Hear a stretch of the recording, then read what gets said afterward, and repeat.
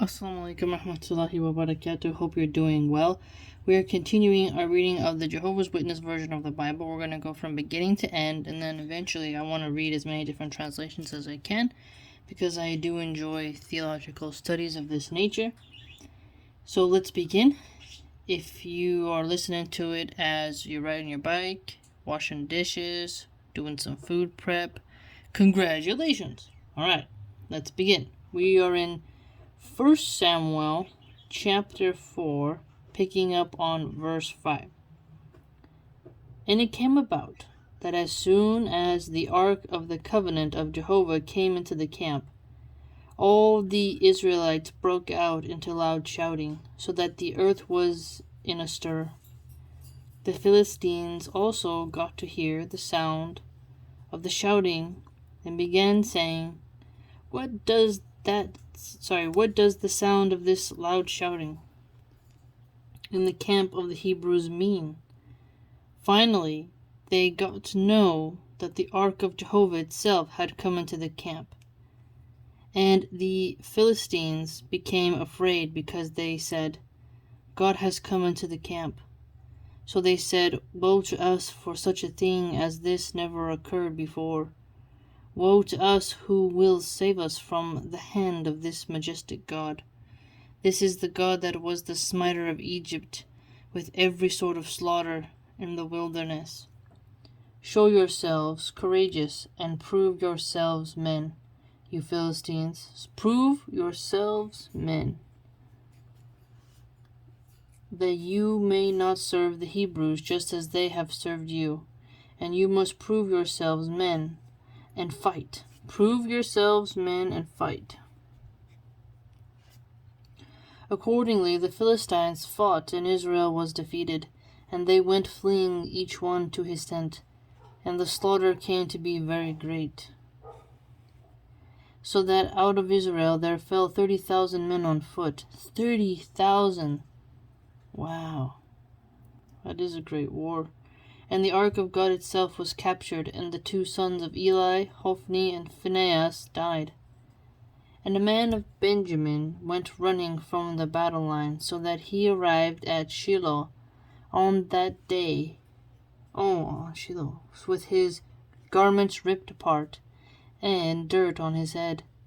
When he arrived, there was Eli sitting on the seat by the roadside, watching, because his heart had become a tremble over the ark of the true God.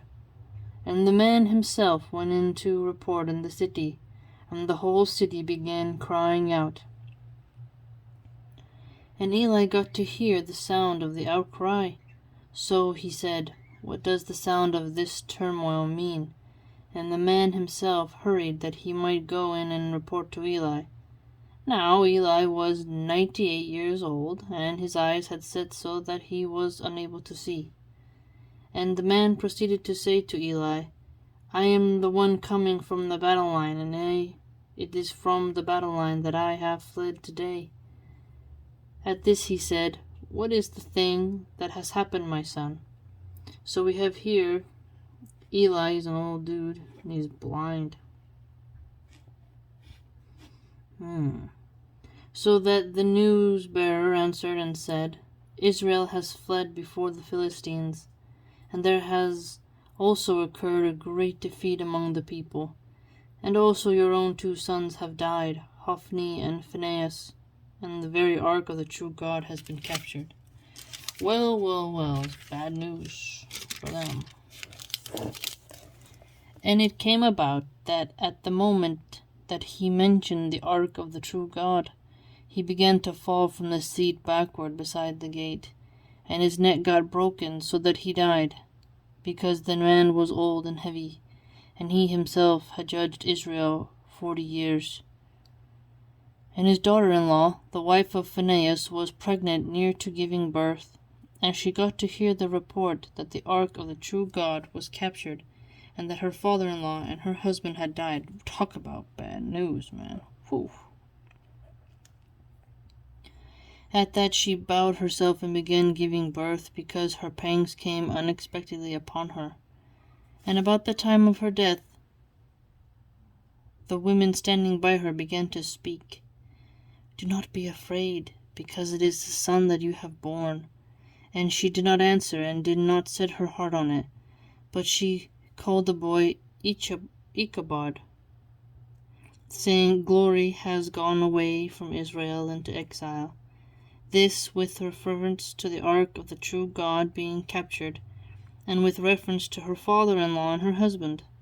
So she said, Glory has gone away from Israel into exile, because the ark of the true God has been captured. Now we are in chapter 5. As for the Philistines, they took the ark of the true God, and then brought it from Ebenezer to Ashdod.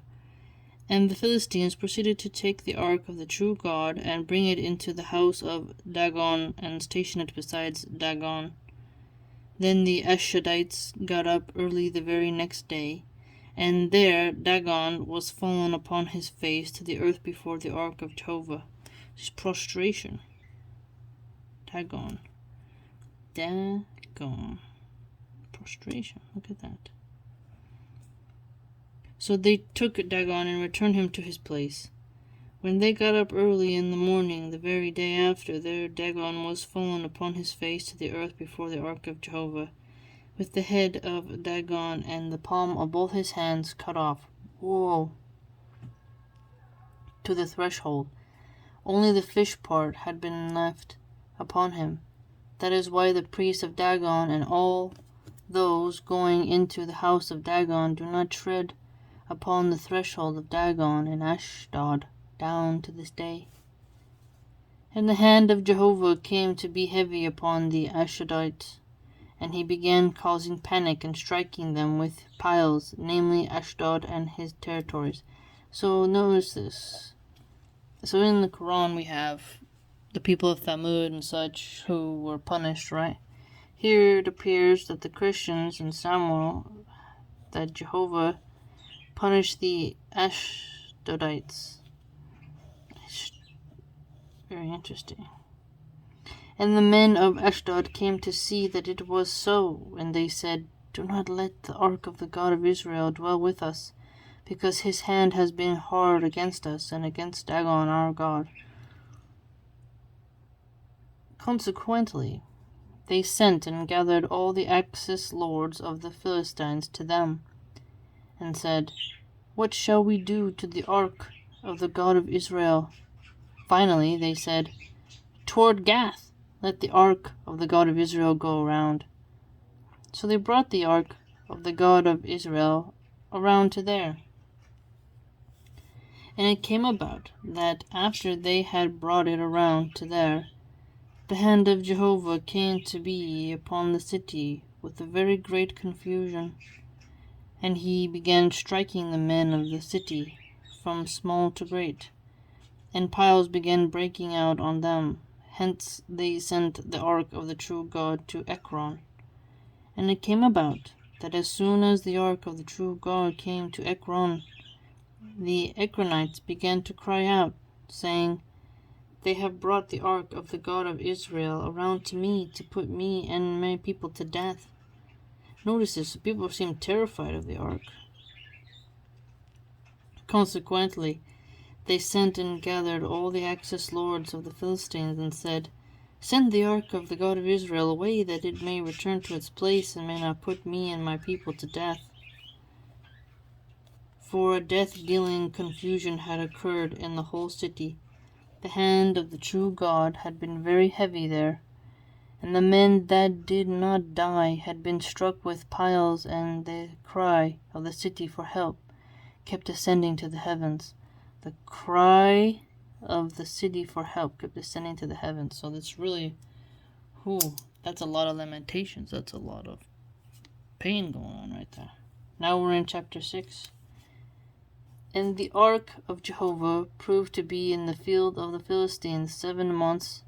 And the Philistines proceeded to call the priests and the diviners, saying, What shall we do with the ark of Jehovah? Let us know with what we should send it away to its place.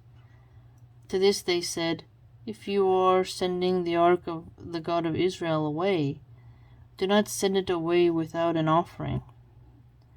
For you should by all means return to him a guilt offering. Then it is that you will be healed, and it must become known to you why his hand would not turn away from you." At this they said, "What is the guilt offering that we ought to return to him?" Then they said, "According to the number of the axis lords of the Philistines, 5 golden piles and 5 golden jerboas for every one of you, and your axis lords have the same scourge. And you must make images of your piles and images of your jerboas that are bringing the land to ruin, and you must give glory to the God of Israel.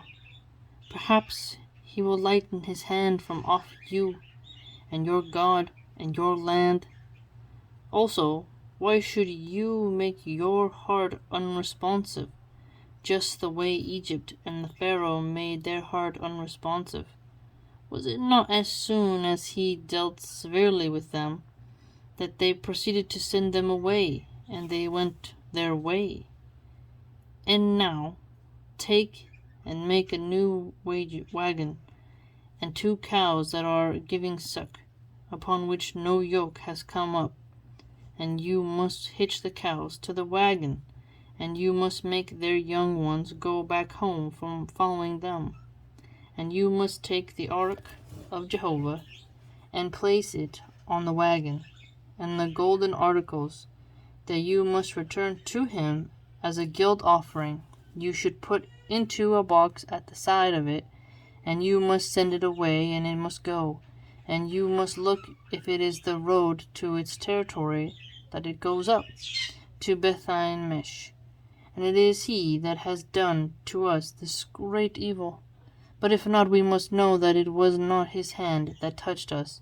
An accident it was happened to us." Okay. My little one's up from her nap. I gotta go.